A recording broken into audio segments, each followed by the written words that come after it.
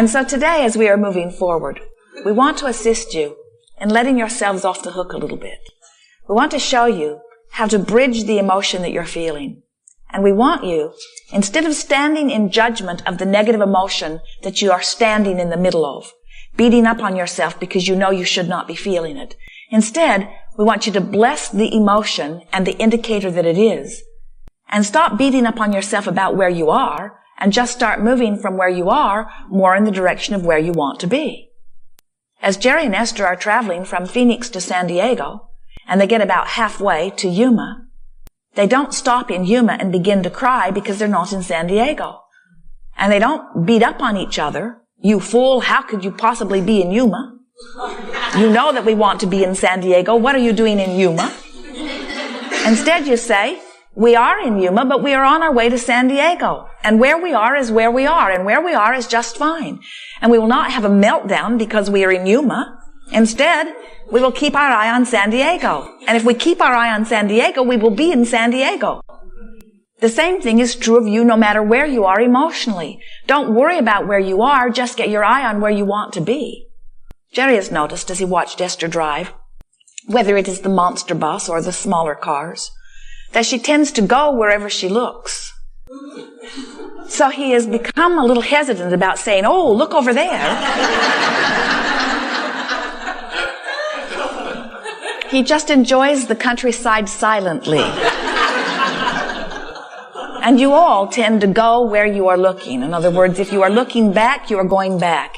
If you are looking forward, you are looking forward. If you are looking towards something you want, you are moving towards something you want.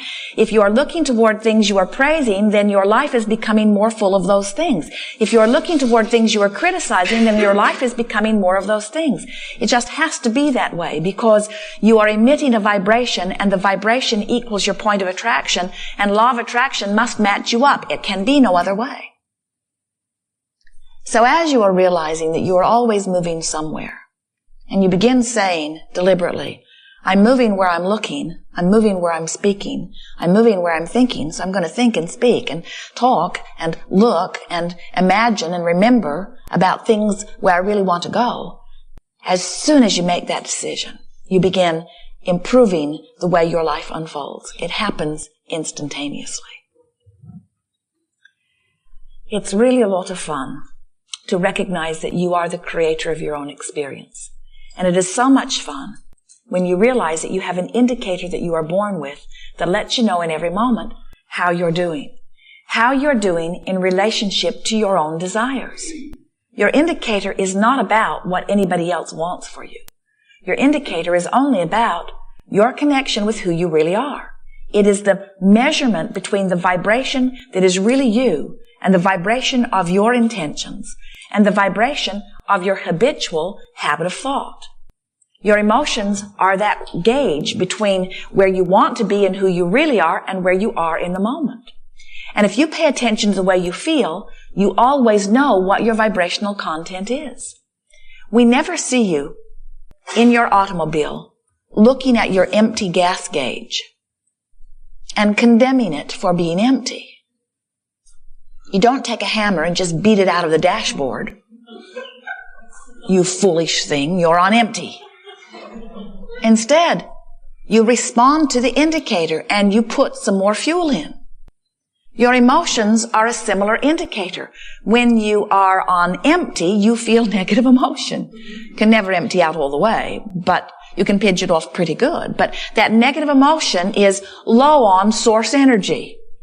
And when you start praising and appreciating and looking for reasons to feel good, then you start feeling your tank up again. In other words, we've talked about your valve. We've talked about being tuned in, turned on, tapped in. We talk about being connected to source energy. We talk about you being an extension to source energy. We talk about your cork floating. We talk about raising vibration. We've offered just about every analogy that is imaginable to try to help you to realize that you have control about how much of your source energy that you are allowing or disallowing, allowing or resisting in any moment.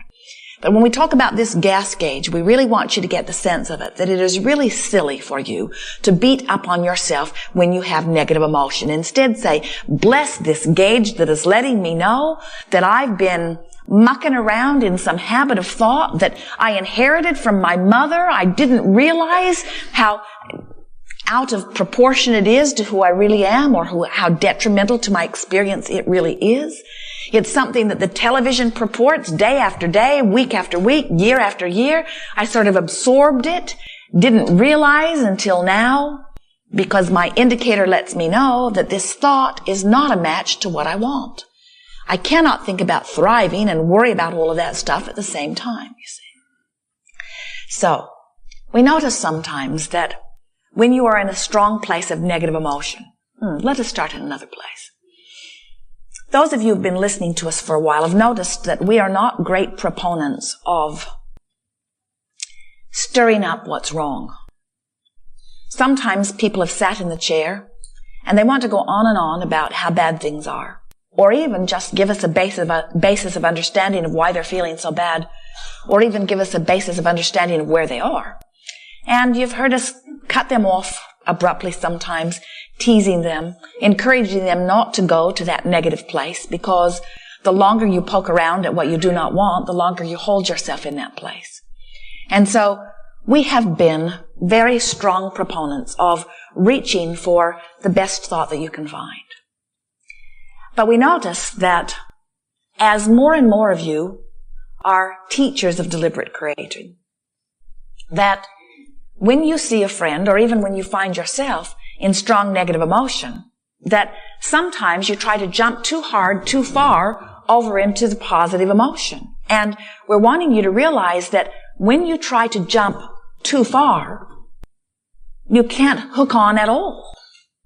And so what sometimes happens is you go from your place of very strong negative emotions, such as depression or grief, that strong negative emotion, the most suffocating kind, where you feel truly defeated or betrayed.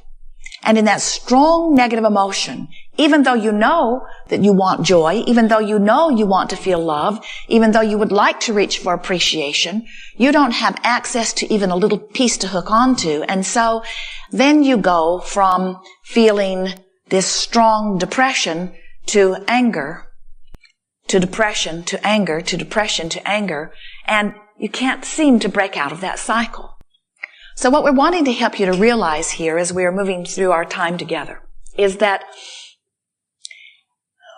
your gas gauge doesn't fill up all at once either. You don't go from empty to full instantaneously, unless you go to the truck stop where it really puts it in fast, but not that fast even there. You are incrementally refilling your tank, and you are incrementally adjusting your vibration. So let's say that you're in this place of very strong negative emotion, and let's call it grief, that kind of emotion where you feel like you can't even get a breath of air.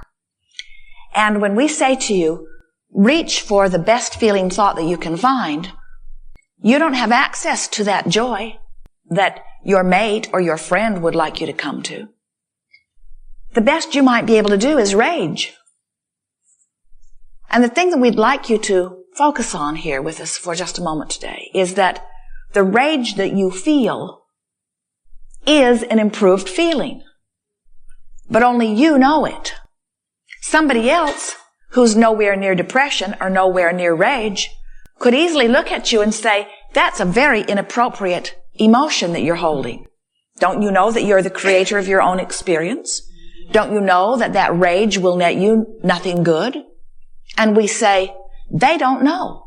They don't know that you have improved the way you feel by finding the improved emotion of rage. Now, we're not encouraging you to stay stuck in that rage, but we're encouraging you to say, I feel better, because now at least you can breathe again. And it is an improved feeling. And when you think about it, you'd rather be mad than in that horrible place you just were. And so what we're encouraging you to do is to seek your own counsel only for a little while and take the improved feeling of rage and pat yourself on the back and say, I feel better. And then you're off and running. Because if you have shown yourself consciously that you can go from that suffocating grief to anger, Now you know that you can move from anger to something less uncomfortable too. And you don't have to do it all at once.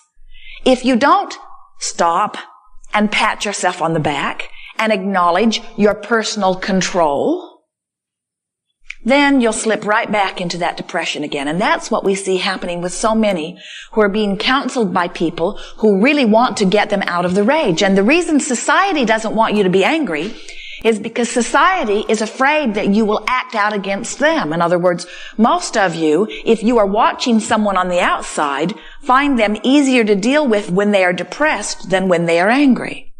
Because their depression is not overtly thrust at you. And so as a society, you have become proponents of encouraging people to go into the suffocating depression rather than coming out into the light of anger, because their anger, frankly, frightens you. But as the depressed one that we are speaking to now, we want to say to you, they don't know. They don't know that you have improved your experience, and you've got to stop listening to them.